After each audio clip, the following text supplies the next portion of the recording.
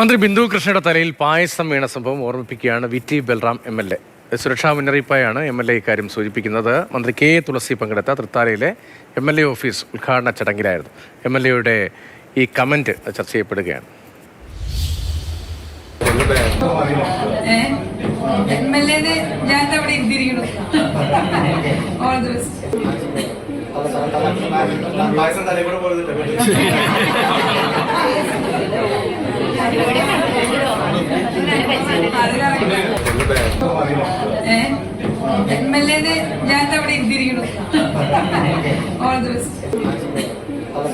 കമന്റാണ് മന്ത്രി ബിന്ദു കൃഷ്ണയുടെ തലയിൽ പ്രിയദർശിനി പദ്ധതിയുടെ ഉദ്ഘാടന ദിവസം അതിന്റെ സന്തോഷത്തിന്റെ ഭാഗമായി പായസം വിതരണം ചെയ്യുമ്പോൾ മന്ത്രിയുടെ തലയിൽ പായസം വീണൊരു സംഭവം ഉണ്ടായി.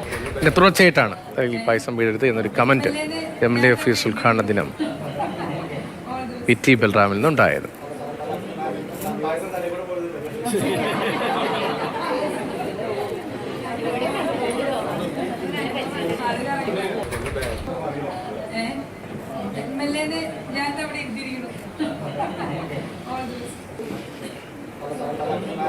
പായസം തലയിൽ കൂടെ പോയത്